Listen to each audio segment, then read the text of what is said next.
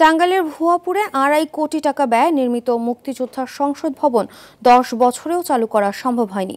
বিগত কমিটির দায়িত্বে অবহেলা ও প্রশাসনের গাফিলতিকে দুষছেন বীর মুক্তিযোদ্ধারা। ভবনটি ব্যবহারের দাবি জানিয়েছেন তারা। কর্তৃপক্ষ বলছে দ্রুত এ বিষয়ে কার্যকরী পদক্ষেপ নেওয়া হবে। টাঙ্গাইল থেকে কামাল হোসেনের পাঠানো তথ্যচিত্রে বিস্তারিত জানাচ্ছেন লিওন আজাদ। ২০১২-১৩ অর্থবছরে টাঙ্গাইলের ভূঁইয়াপুরে মুক্তিযোদ্ধা সংসদ ভবনের নির্মাণ কাজ পায় ঠিকাধারী প্রতিষ্ঠান মেসার্স লাকি এন্টারপ্রাইজ। ২.৫ কোটি টাকা ব্যয়ে নির্মিত এই মুক্তিযোদ্ধা সংসদ ভবনটি ২০১৬ সালে আনুষ্ঠানিকভাবে হস্তান্তর করা হয়। উপজেলার প্রাণকেন্দ্র বাসস্ট্যান্ড চত্বরে ভবনটি সগৌরবে দাঁড়িয়ে থাকলেও অব্যবস্থাপনা ও তদারকির অভাবে হারাচ্ছে জৌলুস। দেয়াল থেকে খসে পড়ছে রং, জায়গায় জায়গায় গজিয়েছে আগাছা। মুক্তিযোদ্ধারা বলছেন ভবনটি ঘিরে রয়েছে আইনি জটিলতা। সড়ক ও জনপথের জায়গায় অনুমতি ছাড়া ভবন নির্মাণ করায় একাধিক ব্যক্তির নামে আদালতে মামলা করে সড়ক ও জনপথ বিভাগ। আমরা যে চেষ্টা করতেছি তাতে খালি কইতেছে ঠিক আছে, এরপরে বা খালি সময় দীর্ঘায়ু করছে, কিন্তু এটার ব্যাপারে কোনো পদক্ষেপ নেয় নাই।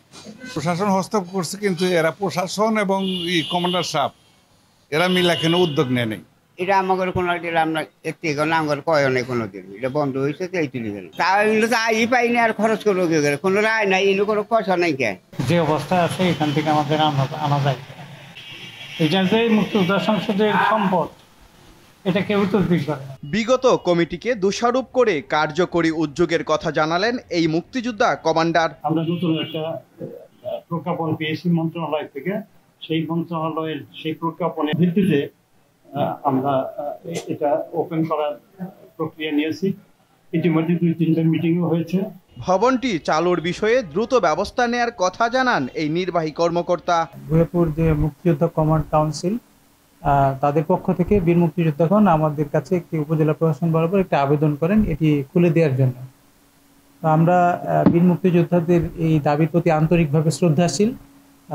আমাদের যে নিয়ম নীতি এবং আইন কানুন আইন বিধি যেগুলো আছে সেগুলো অনুসরণ করে আমরা খুব শীঘ্রই তাদের এই দাবির প্রতি শ্রদ্ধা জানিয়ে মুক্তিযুদ্ধ কমপ্লেক্সটি খুলে দেওয়ার জন্য চেষ্টা করছি। সকল সমস্যার অবসান ঘটিয়ে দ্রুতই চালু হোক বাংলার সূর্য সন্তানদের মুক্তিযোদ্ধা সংসদ ভবন, এমনটাই প্রত্যাশা সকলের।